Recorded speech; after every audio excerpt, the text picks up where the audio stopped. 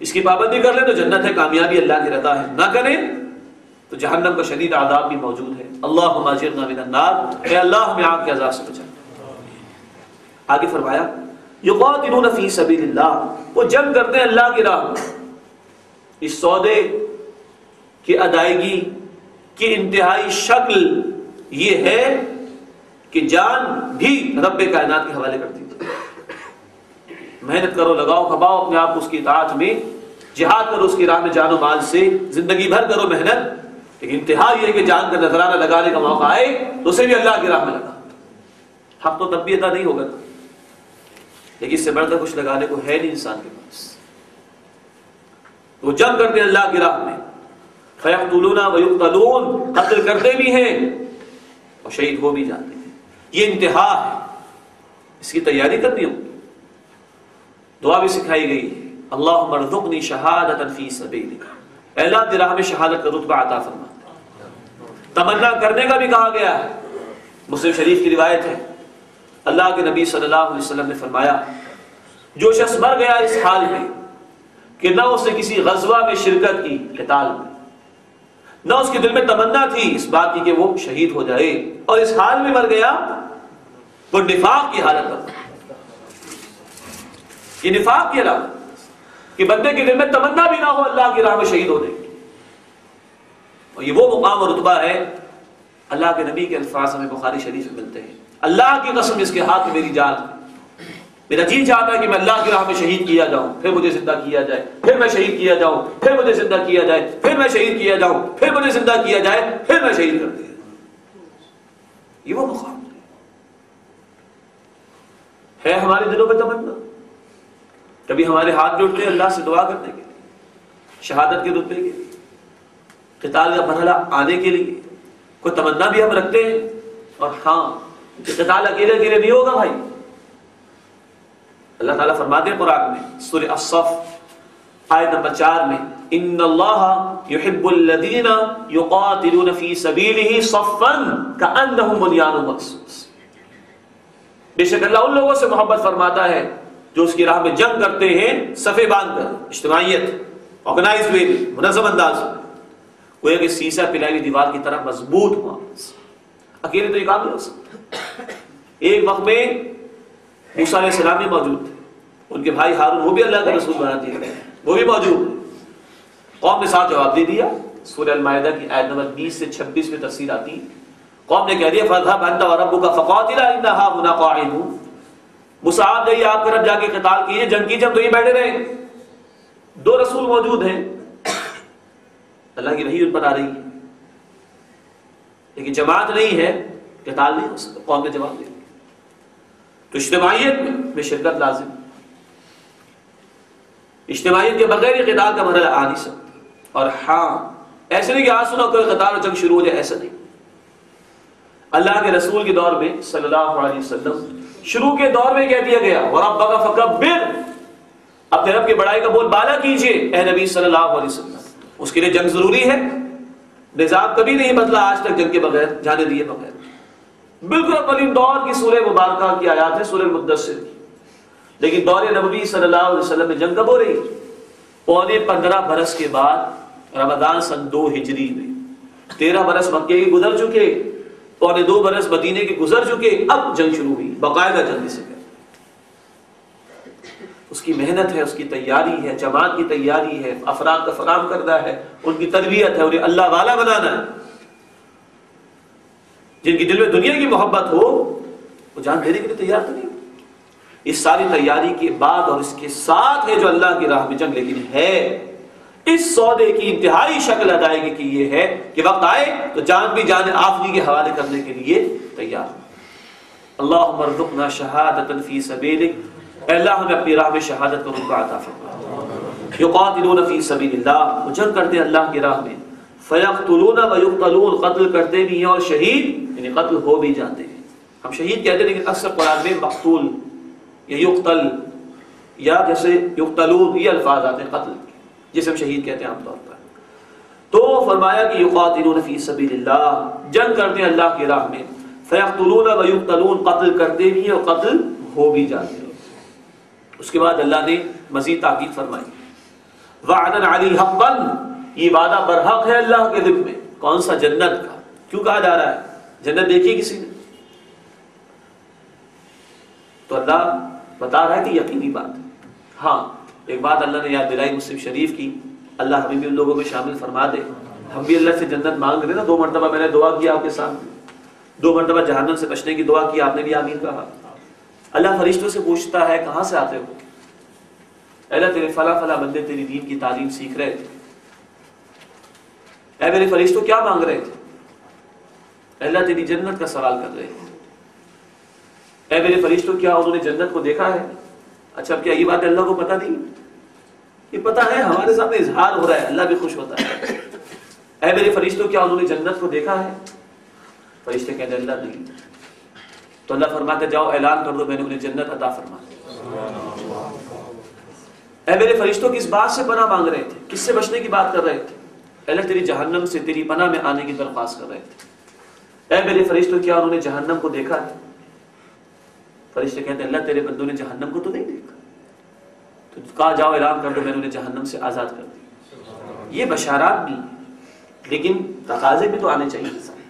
سبحان اللہ ضرور کہیے صدی سے مبارکہ، اچھی بات ہے، مانگنا بھی چاہیے، تمنا بھی رکھنی چاہیے، لیکن مستحق بننے کے لیے جو مطالبات سامنے آئے ان پر بھی عمل درآمد کرنا ضروری ہے. اللہ ہمیں اس کی بھی توفیق عطا فرمائے. تو فرمایا کہ یہ بات اللہ کے ذمہ برحق ہے کہ تورات میں، والانجیل اور انجیل میں، اور قرآن. دین کی بنیادی تعلیمات اول دور سے آخر تک ایک ہی رہی. ہر دور میں جبر کے خاتمے کے لیے قتال کے تقاضے سامنے آتے رہے ہیں. ہر دور میں اہل ایمان سے جنت کا یہ وعدہ اللہ سبحانہ و تعالیٰ فرماتے رہے ہیں. تورات کی بات کیجیے، جس کو اولڈ ٹیسٹمنٹ کہا جاتا ہے. آج بھی جو اس میں کتاب استثناء ہے، بک آف ڈیٹرونومی جسے کہا جاتا ہے، اس میں آج بھی الفاظ موجود ہیں کہ اللہ نے تمہاری جانوں اور مالوں کا سودا کر لیا ہے. کہیں یہ الفاظ موجود ہے اپنی جان سے بڑھ کر رب کائنات کو چاہو اور اس کے لیے محنت کرو. اسی طرح انجیل کی بات کیجیے، آج بھی جو متی کی انجیل ہے، میتھیو کی جو کتاب ہے، اور دیگر کتابوں میں یہ الفاظ موجود ہیں جو اللہ کی خاطر گھر بار کو چھوڑے گا، اپنے کارخانوں اور کھیتوں کو چھوڑے گا، گھر بار کو چھوڑ دے گا، کھیتوں کو چھوڑ دے گا، اللہ اس کو اس سے 100 گنا بڑھ کر عطا فرمائے گا. تو یہ وعدے اللہ سبحانہ و تعالیٰ کی تورات میں بھی ہیں، انجیل میں بھی ہیں، اور قرآن میں تو بیان آ ہی رہا ہے. مزید تاکید فرمائی وَمَنْ أَوْفَى بِعَهْدِهِ مِنَ اللَّهِ، اور اللہ سے بڑھ کر کون ہوگا وعدے کو پورا کرنے والا. وہ کہتے ہیں نا 9 نقد 13 ادھار. ادھار کس نے دیکھا بھائی؟ نہیں. یہ ادھار کا وعدہ کون کر رہا ہے؟ کوئی انسان نہیں، اللہ کر رہا ہے. وَمَنْ أَوْفَى بِعَهْدِهِ مِنَ اللَّهِ، اور اللہ سے بڑھ کر کون ہوگا اپنے وعدے کو وفا کرنے والا، پورا کرنے والا. یہ تاکید در تاکید در تاکید آگے جنت کے وعدے پر اللہ نے اس کا یقین عطا فرمایا. فَاسْتَبْشِرُوا، بس خوشیاں مناؤ، بِبَيْعِكُمُ الَّذِي بَايَعْتُمْ بِهِ، اس بیعت، اس سودے پر جو تم اللہ سے کر چکے. دراصل یہ سودا کس سے ہمارا؟ اللہ کے ساتھ. وَذَلِكَ هُوَ الْفَوْزُ الْعَظِيمُ، اور یہی عظیم کامیابی کہ اللہ تم سے راضی ہو کر اپنی رضا کے مقام جنت میں تمہیں داخل فرما دے. اللہم انا نسألک رضاک والجنہ، اے اللہ ہم تجھ سے تیری رضا کا سوال کرتے ہیں اور تیری جنت کا سوال کرتے ہیں. وَذَلِكَ هُوَ الْفَوْزُ الْعَظِيمُ، یہ عظیم کامیابی ہے. اس سے بڑی کوئی تجارت نہیں، اس سے بڑا کوئی سودا نہیں. اور ہاں اس دنیا کی کامیابی ناکامی اللہ کی نگاہ میں کوئی حیثیت نہیں رکھتی. اللہ کے کتنے نبی شہید کر دیے گئے، بظاہر ناکام ہے لیکن اللہ کے ہاں کامیاب. اس دنیا کا عروج و زوال، اس دنیا کی کامیابی ناکامی اللہ کے لیے کوئی حیثیت اور معنی نہیں رکھتی. ہاں اللہ کی نگاہوں میں اصل آخرت کا معاملہ ہے. سورۃ تغابن میں قرآن کہتا ہے ذالک یوم التغابن، وہ ہار اور جیت کے فیصلے کا دن ہے. اصل ہار وہاں کی ہار ہے، اللہ اس سے ہماری حفاظت فرمائے. اصل جیت اور کامیابی وہاں کی ہے، اللہ وہ ہم سب کو عطا فرمائے. فرمایا کہ فاستبشروا، خوشیاں مناؤ، بِبَيْعِكُمُ الَّذِي بَايَعْتُمْ بِهِ، اس بیعت یعنی سودے پر جو تم اللہ سے کر چکے. اب یہ بیعت کا لفظ آیا قرآن اس مقام پر جو ایک بڑی بنیادی دینی اصطلاح ہے، خاصی مس انڈرسٹوڈ ہے. بڑے مغالطے اس کے متعلق پیدا ہو گئے ہیں یا کیے جا چکے ہیں. آئیے مختصراً اس کو جاننے کی کوشش کریں. بیعت کا یہ لفظ قرآن میں 4 مرتبہ آیا. اس وقت ہم پڑھ رہے سورہ توبہ آیت نمبر 111. یہاں یہ اپنی لغوی معنی میں آیا، سودے کے معنی، اور ساتھ ایک بات آگئی، سودا اللہ سے. پھر لفظ 2 مرتبہ آیا سورہ الفتح میں، آیت نمبر 10 اور آیت نمبر 18 میں، وہاں بیعت رضوان کا ذکر ہے۔ سورہ حدیبیہ ہوئی تھی، افواہ پھیلا دی گئی، عثمان غنی شہید ہو گئے رضی اللہ عنہ، تو اللہ کے نبی صلی اللہ علیہ وسلم نے 1400 صحابہ سے بیعت لی کہ جائیں گے نہیں، اس عثمان کے خون کا بدلہ لیں گے رضی اللہ عنہ۔ تو سورہ فتح آیت نمبر 10 اور سورہ فتح آیت نمبر 18 میں اس کا بیان۔ اب وہ معروف معنی میں جو بیعت ہے اس کا ذکر آ گیا، اللہ کے رسول کے ہاتھ پر بیعت ہو رہی۔ چوتھی مرتبہ یہ لفظ آیا قرآن حکیم میں سورہ الممتحنہ کی آیت نمبر 12 میں، جہاں خواتین کی بیعت کا ذکر ہے کہ خواتین بیعت کے کیا الفاظ کہتی تھیں جب اللہ کے نبی صلی اللہ علیہ وسلم ان سے بیعت لیا کرتے تھے۔ تو یہ 4 مرتبہ قرآن میں لفظ آیا، سورہ توبہ کی آیت نمبر 111 لغوی معنی میں، سورہ فتح کی آیت نمبر 10 اور 18 میں اصطلاحی معنی میں اللہ کے نبی بیعت دے رہے صلی اللہ علیہ وسلم، اور سورہ ممتحنہ کی آیت نمبر 12 میں خواتین کی بیعت کا ذکر ہے۔ ہمارے دین میں اجتماعیت قائم کرنے کا جو طریقہ قرآن سے مل رہا ہے، سنت سے ملتا ہے، احادیث سے ملتا ہے، سیرت صحابہ سے ملتا ہے، امت کے متواتر عمل سے ملتا ہے، وہ بیعت کا طریقہ ہے۔ اچھا سودا اصل میں تو اللہ سے ہے، صحابہ کا بھی سودا دراصل کس سے تھا؟ اللہ سے، لیکن ہم دنیا میں بھی دیکھتے ہیں جب سودا مکمل ہوتا ہے تو ہینڈ شیک کیا جاتا ہے، ہاتھ ملایا جاتا ہے اس کی کنفرمیشن کے لیے۔ تو صحابہ نے اول اللہ کے رسول کے ہاتھ پر یہ سودے کی تکمیل کی۔ سودا تھا کس سے؟ اللہ سے۔ ہینڈ شیک کس سے ہوا؟ ہاتھ کس سے ملایا؟ اللہ کے رسول سے صلی اللہ علیہ وسلم۔ اسی کو جاری رکھا خلفائے راشدین نے، ان کی خلافت منعقد ہوئی بیعت کی بنیاد پر۔ خلافت راشدہ کے بعد جب بھی امت میں تحریکیں اٹھی، مثلا حضرت حسین رضی اللہ تعالی عنہ کی تحریک بیعت کی بنیاد پر۔ ماضی قریب میں کچھ عرصہ پہلے کی بات ہو گئی، تحریک شہیدین سید احمد شہید رحمۃ اللہ علیہ، انہوں نے جو تحریک چلائی، شاہ اسماعیل شہید بھی ان کے ساتھ شامل کر رحمۃ اللہ علیہ، وہ بھی بیعت کی بنیاد ہے۔ وہ معاملہ اجتماعیت کے قائم کرنے کا ہمارے دین میں جو قرآن سے ثابت ہے، سنت رسول صلی اللہ علیہ وسلم سے ثابت ہے، احادیث سے ثابت ہے۔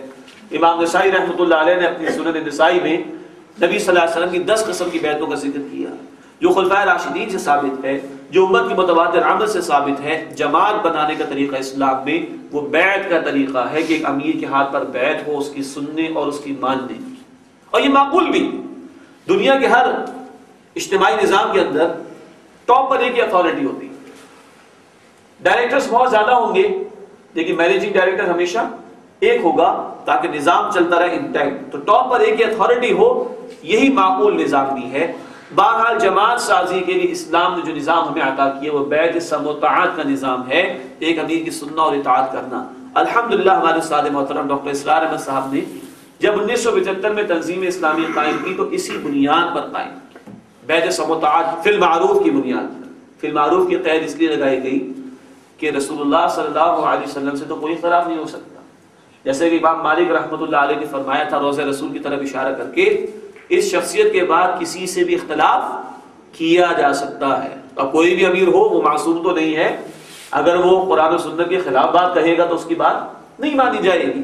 تو بہرحال یہ بیعت سمع و طاعت فی المعروف کی بنیاد پر استاد محترم ڈاکٹر اسرار احمد صاحب نے یہ تنظیم اسلامی قائم کی۔ ایک بات اس میں اور شامل کر لیجئے، ایک ہمارے تصوف کے سلسلوں کی بیعتیں مشہور ہیں، چشتیہ ہے، قادریہ ہے، سہروردیہ ہے، مجددیہ ہے، یہ اپنی اپنی جگہ پر افراد کے تزکیے کے لیے، ان کی انفرادی اصلاح کے لیے بیعت کا نظام ہے، ٹھیک ہے، مناسب ہے، جائز ہے۔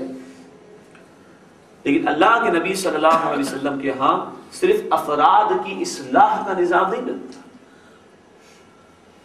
وہاں نظام کی اصلاح کا نظام بھی ملتا ہے، اور وہ بیعت علی الموت بھی ہے، جان دینے کی بیعت، علی النفرہ بھی ہے، اللہ کی راہ میں نکلنے کی بیعت، علی القتال بھی ہے، اللہ کی راہ میں جنگ کرنے کی بیعت۔ وہ نظام تک کی اصلاح کی بیعت تھی جو اللہ کے رسول لیتے تھے صلی اللہ علیہ وسلم۔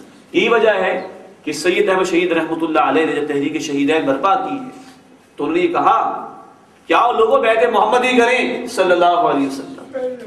اور یہ کہنے والے کون تھے؟ جو چاروں سلسلوں میں بیعت تھے تصوف کے، لیکن وہ بھی اس بات کو جانتے اور مانتے تھے کہ ان تصوف کے سلاسل کی بیعتوں سے بڑھ کر ہی کوئی بیعت ہے، اور وہ ہے بیعت محمدی صلی اللہ علیہ وسلم۔ جہاد فی سبیل اللہ کے لیے، قتال فی سبیل اللہ کے لیے، اللہ کے دین کی سربلندی کے لیے جو اجتماعیت وجود میں آئے وہ اس بیعت کی بنیاد پر۔ اللہ ہمیں اس کی سمجھ عطا فرمائے۔